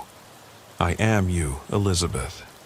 I don't know what's happening to us, but somehow there are 2 of us now, and only one of us can be real. That's impossible." "Is it? Then explain the blood. Explain how I know things about you that no one else could know. Explain how I have every scar, every memory, every experience that makes you who you are." Hawkins studied the woman's face, looking for some tell, some indication that she was an imposter. But everything was perfect. Every facial expression, every vocal inflection, even the way she held her shoulders when she was stressed. It was like looking at herself in a mirror, except the reflection was covered in someone else's blood. "Whose blood is it?" Hawkins asked. The woman's expression became troubled. "I've been trying to remember. There are fragments, images of a struggle, someone screaming, the smell of fear. But it's like trying to remember a dream. The harder I focus, the more it slips away." Dr. Vance knocked on the door and entered without waiting for permission. "Sheriff, I need to speak with you immediately. We've gotten the preliminary results back from the blood analysis." Outside the room, Dr. Vance showed Hawkins a laboratory report. The blood on her uniform contains DNA markers that are unusual. The lab technician says it's human blood, but the genetic structure doesn't match anything in the databases. It's as if the blood came from someone who was human but genetically distinct in ways that shouldn't be possible. What does that mean? Honestly, Sheriff, I don't know. The lab wants to run additional tests, but they're requesting samples from both you and the patient for comparison. Hawkins agreed to provide blood samples, though she wasn't sure what the results would prove. As the nurse drew her blood, she couldn't shake the feeling that she was crossing some invisible line, opening a door that might be better left closed. The next development came from an unexpected source. While they waited for the genetic analysis results, Deputy Martinez called from the station with disturbing news. "Sheriff, we've been going through missing persons reports from the past week, and we found something strange. 3 people have been reported missing from neighboring counties. All law enforcement officers all disappeared without a trace." "What kind of officers?"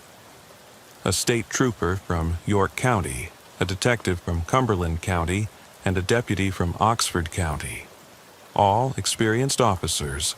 All disappeared from their homes without any signs of struggle. And Sheriff, all 3 were found this morning in remote locations, disoriented and covered in blood that wasn't theirs." Hawkins felt a chill deeper than any Maine winter. "Are you saying this isn't an isolated incident? It gets worse. Each of the officers claims that someone else has taken over their identity and is living their life. They're all being held for psychological evaluation because their stories are considered too bizarre to be credible." The implications were staggering. If this was happening to law enforcement officers across multiple counties, it suggested something far more sinister than a simple case of mistaken identity or psychological breakdown. Someone or something was systematically targeting police officers, creating duplicates and displacing the originals. Hawkins returned to the hospital to confront the woman who claimed to be her. "I need you to think carefully about what happened to you. Other officers across the state are experiencing the same thing, waking up disoriented and bloody while someone else has taken over their lives. This is bigger than just us." The woman's eyes widened with recognition. "The dreams," she whispered. "I've been having dreams about a place, underground, with bright lights and people in white coats. They were doing something to me, something that hurt." "What kind of place?" "I don't know, but I remember the smell, antiseptic, like a hospital, but wrong somehow. And there were others there, other people who looked confused and frightened." Dr. Vance, who had been listening from the doorway, stepped forward. "Sheriff, there's something I need to tell you. About 5 years ago, there were rumors in the medical community about a research facility that had been conducting unauthorized experiments. The facility was supposedly investigating genetic duplication and memory transfer, science fiction stuff that most of us dismissed as impossible. Where was this facility? That's the problem. No one knew for certain. It was all rumors and speculation. But the story suggested it was somewhere in rural Maine, hidden and operating without any regulatory oversight. Hawkins felt pieces of a horrifying puzzle beginning to come together.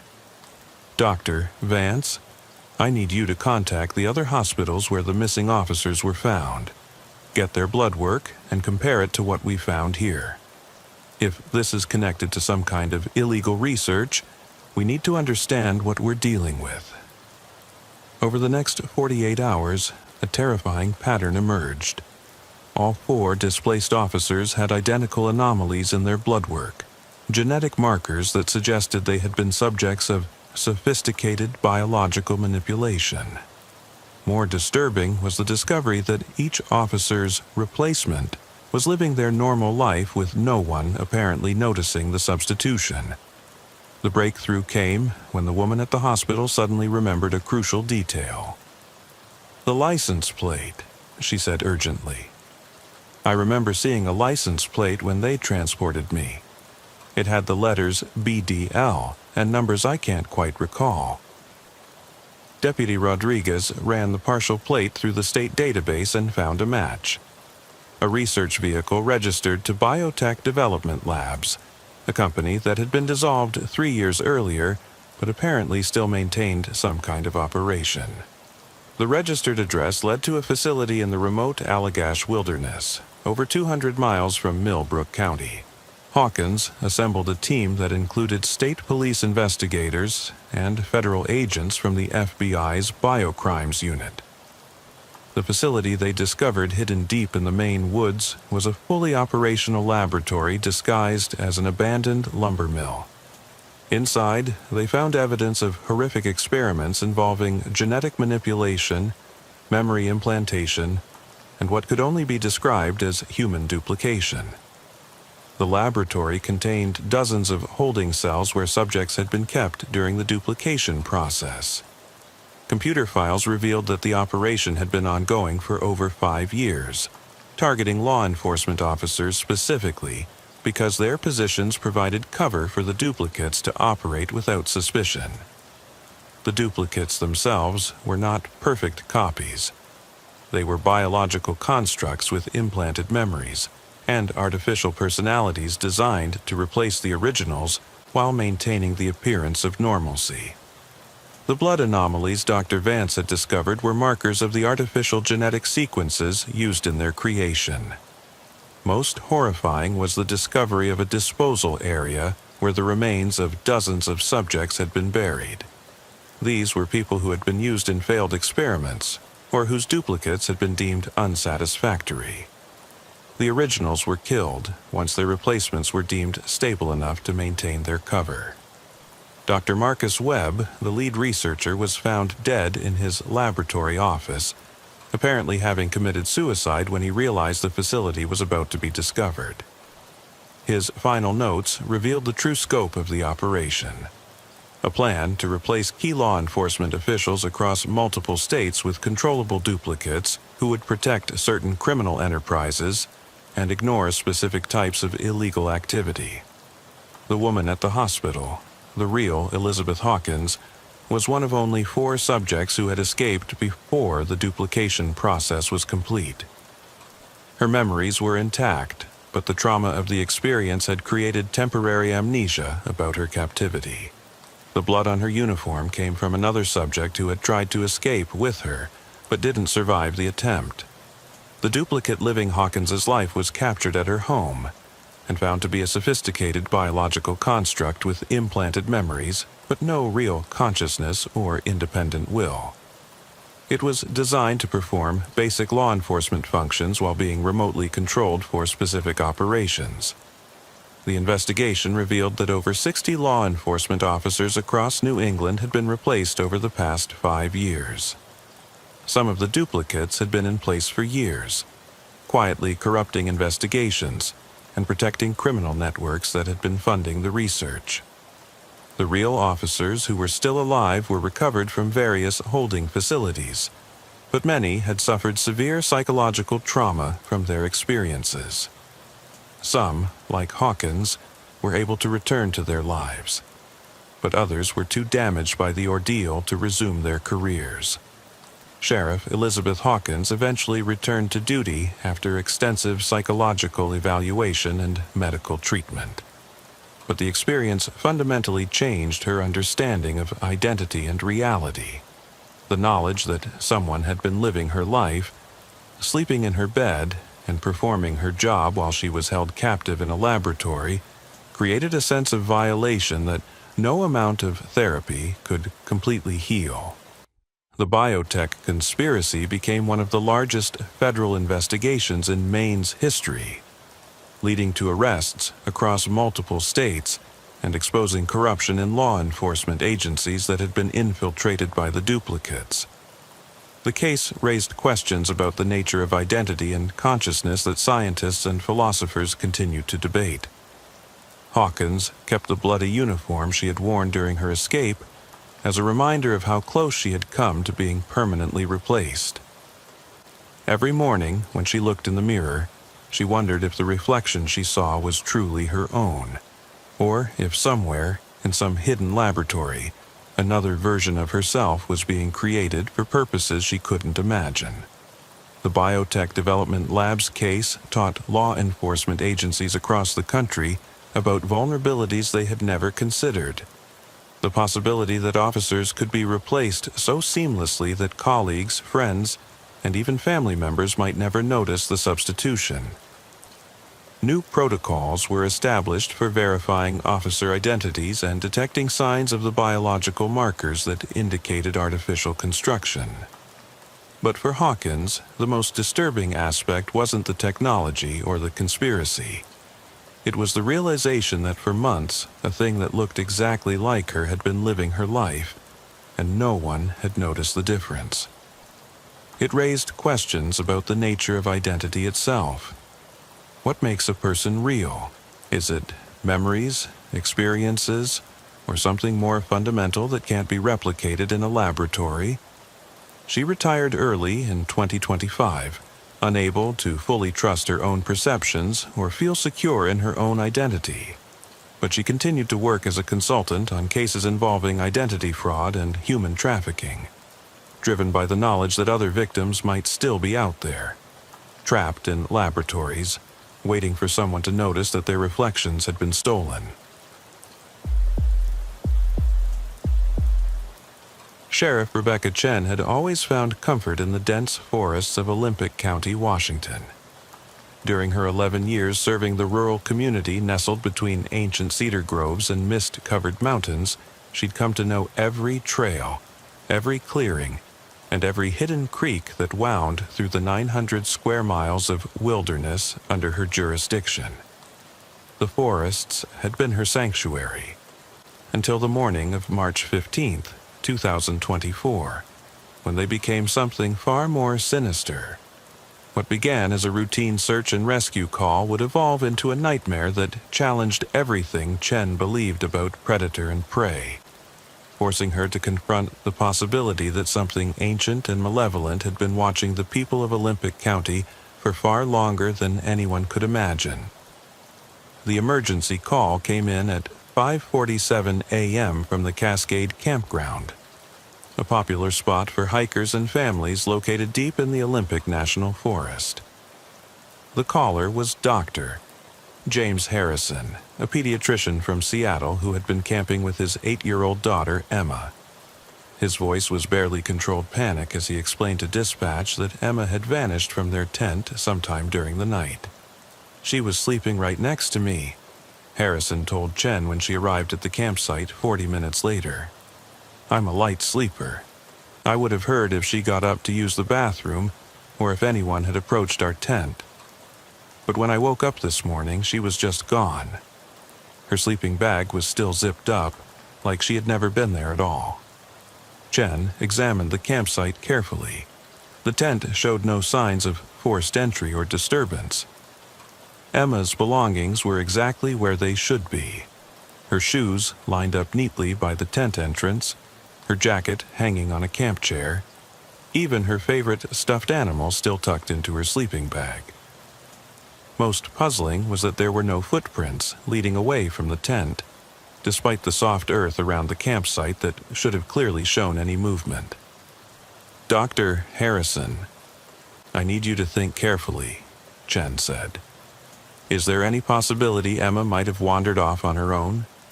Maybe she was confused or disoriented when she woke up." "Absolutely not," Harrison replied firmly. "Emma has never sleepwalked, and she's terrified of the dark. She wouldn't leave the tent without waking me first.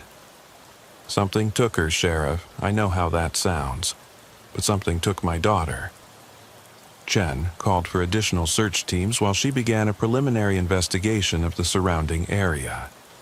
The Cascade Campground was isolated, accessible only by a narrow forest service road that wound through miles of dense woodland. The nearest neighbors were other campers, and the closest town was over 20 miles away. As she expanded her search radius around the campsite, Chen found something that made her stop in her tracks.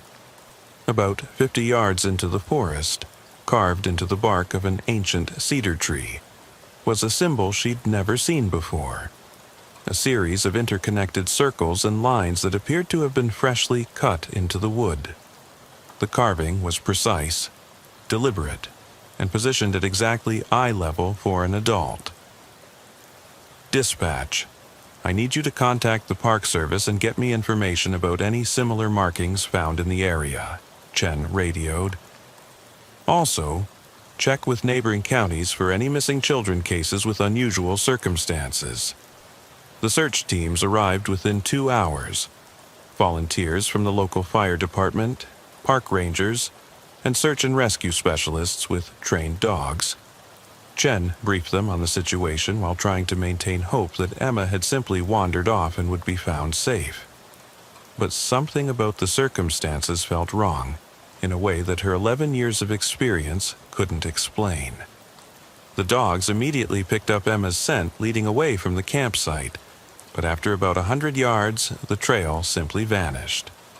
The lead handler, a veteran search and rescue specialist named Tom Rodriguez, looked puzzled as he studied his German Shepherd's behavior.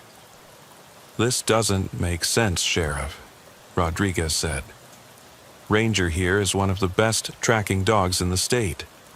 He can follow a scent trail for miles, even days after it's been laid down. But it's like the little girl's scent just stops existing at this point." Chen examined the area where the scent trail ended.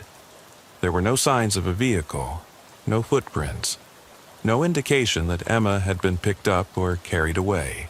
The forest floor was undisturbed, covered with the thick layer of moss and fallen leaves typical of old-growth Pacific Northwest forest. As the search continued through the afternoon, more strange details emerged. Other campers reported hearing unusual sounds during the night. Not quite animal calls, but something that sounded almost like singing or chanting carried on the wind. Several people mentioned seeing lights moving through the trees, but assumed they were from other campers or park rangers conducting late-night patrols.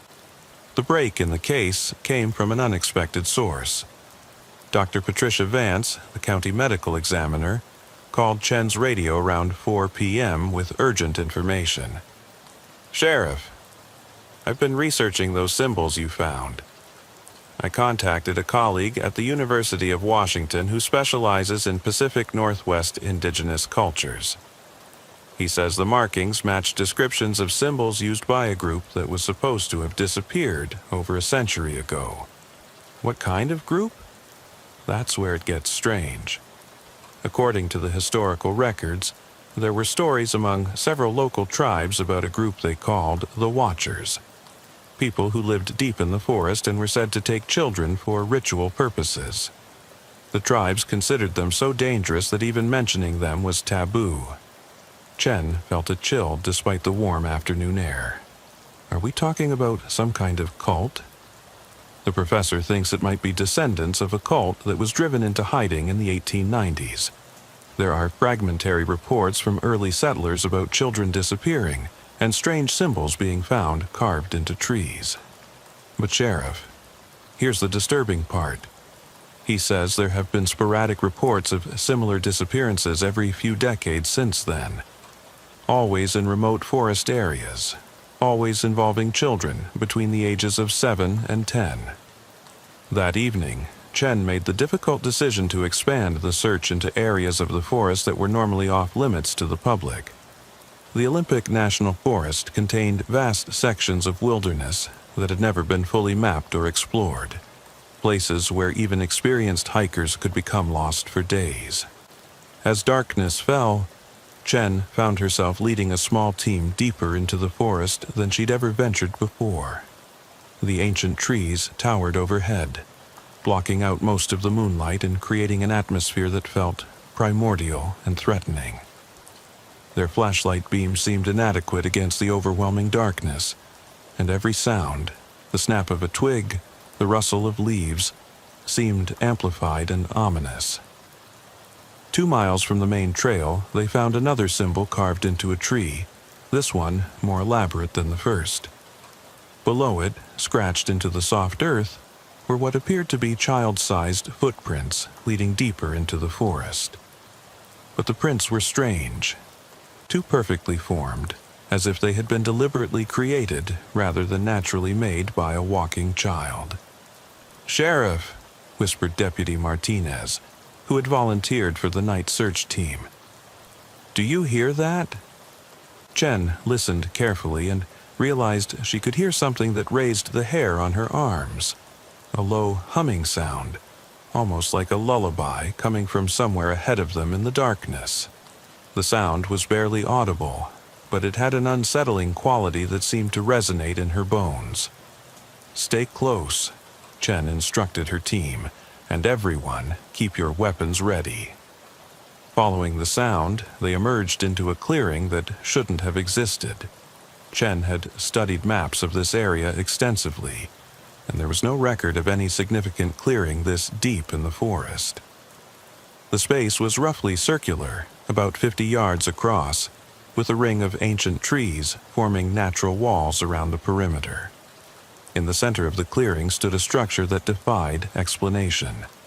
A framework of woven branches and moss that rose about 10 feet into the air, shaped vaguely like a cone or primitive shelter.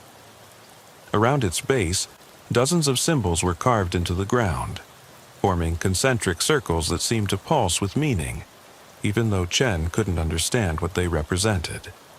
The humming sound was coming from inside the structure. "Hello," Chen called out, her voice echoing strangely in the enclosed space. "This is Sheriff Chen. Is anyone in there? We're here to help." The humming stopped immediately, replaced by a silence so complete that Chen could hear her own heartbeat. Then, slowly, a voice emerged from within the structure. A child's voice, weak and frightened. "Help me," the voice whispered. "Please, help me. I want to go home." It was Emma Harrison. Chen signaled for her team to surround the structure while she approached the entrance. A gap in the woven branches just large enough for an adult to crawl through. "Emma, this is Sheriff Chen. Your daddy sent me to find you. I'm going to come in and get you, okay?" "Don't," Emma's voice replied, now urgent with fear. "Don't come in. They're sleeping, but they'll wake up if you come too close. You have to go away before they wake up." "Who's sleeping, Emma? Who are they?" "The people who brought me here. They're not like regular people. They're old, really old, and they smell like the forest. They told me I was going to stay with them forever and help them with something important." Chen felt her blood run cold. "Emma, I need you to listen to me very carefully. Can you move? Are you hurt? Are you tied up?" "I'm not tied up, but I can't leave. Every time I try to go near the opening, I get really sleepy and confused. It's like something is making me stay here." Chen turned to Deputy Martinez. "Radio for backup. Every available unit, plus medical assistance and additional search teams, and contact doctor. Vance, tell her we need someone who understands these symbols and what we might be dealing with." As they waited for reinforcements, Chen tried to keep Emma talking while studying the structure more carefully. In the dim light from their flashlights, she could see that the framework was more sophisticated than it had initially appeared. The branches were woven together with what looked like organic fibers, creating a pattern that seemed to shift and move when viewed peripherally. More disturbing were the objects hanging from the interior framework, what appeared to be personal items from children. A small sneaker, a hair ribbon, a toy car, dozens of items that suggested Emma was not the first child to be held in this place. "Emma, are there other children with you?" Chen asked. "There were," Emma replied, her voice growing faint. "But they went to sleep and didn't wake up. The people said they were helping them become part of the forest forever." The implications of Emma's words hit Chen like a physical blow. This wasn't just a kidnapping. It was some kind of ritualistic murder that had been going on for who knew how long. The sleeping children Emma mentioned were almost certainly dead, and Emma herself was in immediate danger. Chen made a tactical decision that went against every protocol she'd ever learned. "Emma, I'm coming in to get you.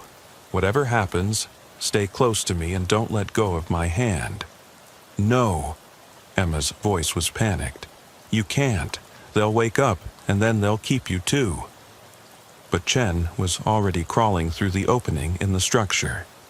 Inside, the space was larger than it appeared from outside, with a domed ceiling that seemed to extend impossibly high into darkness.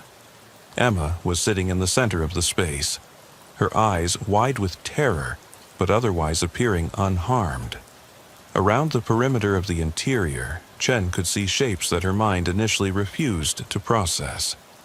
They appeared to be human figures, but elongated and twisted, with limbs that bent at wrong angles, and faces that were partially obscured by growths that looked like bark or moss. Some appeared to be sleeping or in some kind of dormant state, while others showed no signs of life at all. "Don't look at them," Emma whispered urgently. "If you look at them too long, you start to hear their voices in your head." Chen grabbed Emma's hand and pulled her toward the entrance, but as they moved, the sleeping figures began to stir. One of them opened eyes that reflected the flashlight beam like an animal's, and a sound emerged from its throat. Not quite human, but carrying the cadence of speech. "She belongs to us now," the thing said, its voice like wind through dry leaves. "As do you, intruder. The forest has been waiting for you both." Chen fired 3 shots at the creature, but the bullets seemed to have no effect. If anything, the sound of gunfire only awakened more of the figures around the perimeter. They began to move with an unsettling fluidity, rising from their positions and converging on Chen and Emma. "Run!" Chen shouted, pushing Emma through the opening ahead of her. They emerged from the structure into chaos. The entire clearing was now filled with similar creatures, dozens of them, emerging from the forest and moving toward the structure with obvious intent. Chen's backup team was engaging them with weapons that seemed to have little effect. "Fall back to the tree line," Chen ordered, carrying Emma and firing at the advancing figures. "Call for state police and federal backup. This is beyond what we can handle." The retreat through the forest was a nightmare of confusion and terror. The creatures pursued them, but seemed reluctant to leave the immediate area around the clearing, as if they were bound to that specific location. Chen's team managed to reach the main trail without losing anyone, but all of them were traumatized by what they'd witnessed. Emma was rushed to Olympic General Hospital, where she was found to be physically unharmed, but suffering from severe psychological trauma. During her medical examination, doctors found strange, Dr. Kim explained. They called themselves the Eternal Watchers, and believed that by sacrificing children to the forest spirits, they could achieve immortality and become one with the natural world. "But that was over a century ago," Chen protested. The accounts suggest that some members of the cult underwent a transformation ritual that was supposed to allow them to live indefinitely. Based on your description of the creatures you encountered, it's possible that the ritual actually worked, but at the cost of their humanity. The state police and FBI teams that arrived the next day found the clearing exactly as Chen had described, but the creatures were gone. The structure remained, along with the personal effects of dozens of children spanning what appeared to be several decades. Forensic analysis of the site would eventually identify remains and belongings from over 40 missing children dating back to the 1920s. Most disturbing was the discovery of journals hidden within the structure. Written records kept by the cult members documenting their transformation and their systematic hunting of children over the past century. The journals described how they had adapted to modern times, moving their hunting grounds as development encroached on their territory, always staying ahead of law enforcement and investigation. The case attracted national attention when DNA analysis of the children's remains revealed connections to missing person cases across multiple states.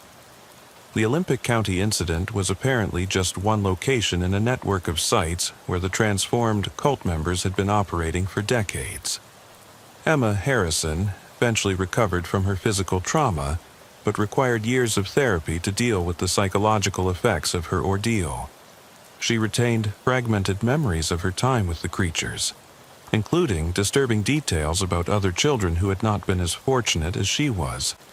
Sheriff Chen worked with federal investigators for months to map the full extent of the cult's activities. They discovered similar clearing sites in remote forest areas across Washington, Oregon, and Northern California. A network of ritualistic locations where the transformed cult members had been conducting their child hunting activities for over a century. The investigation raised disturbing questions about how such an operation could continue for so long without detection. The cult members had adapted their methods over the decades, learning to target children from families who were camping or hiking in remote areas where disappearances could be attributed to natural accidents or getting lost in the wilderness. Chen implemented new protocols for search and rescue operations in Olympic County, including specialized training for dealing with cult activities and ritualistic crimes. She also worked with the Park Service to increase surveillance and monitoring of remote camping areas, though the vast size of the Olympic National Forest made comprehensive coverage nearly impossible. The creatures themselves were never captured or killed. Despite extensive searches by multiple agencies, they seem to have vanished back into the depths of the forest. Occasionally, hikers or campers report seeing strange figures moving through the trees or finding new symbol carvings, but no additional children have been reported missing from the Olympic County area. Dr. Kim's research into the historical records revealed that similar cults had existed throughout North America during the late 1800s, often centered around beliefs that combining human sacrifice with natural magic could grant immortality. Most had been destroyed or disbanded by law enforcement, but a few had apparently succeeded in achieving their goals, at the cost of becoming something no longer entirely human. For Sheriff Chen, the case fundamentally changed her relationship with the forests she had once loved. The knowledge that ancient predators might still be watching from the shadows of the ancient trees made every call to remote areas a potential encounter with horrors that defied rational explanation. She retired from law enforcement in 2025, but continued to work as a consultant on cases involving cult activities and ritualistic crimes. The Watcher case taught her that some evils were older and more persistent than modern society wanted to acknowledge, and that the wilderness that seemed so peaceful and beautiful on the surface might hide darkness that had been growing for generations. Emma Harrison's rescue became a rare success story in a case file filled with tragedy, but Chen often wondered how many other children over the decades had not been as fortunate. The creatures that called themselves the Eternal Watchers had proven that some predators could evolve and adapt far beyond what law enforcement was trained to handle, and that the line between human and monster was thinner than anyone wanted to believe.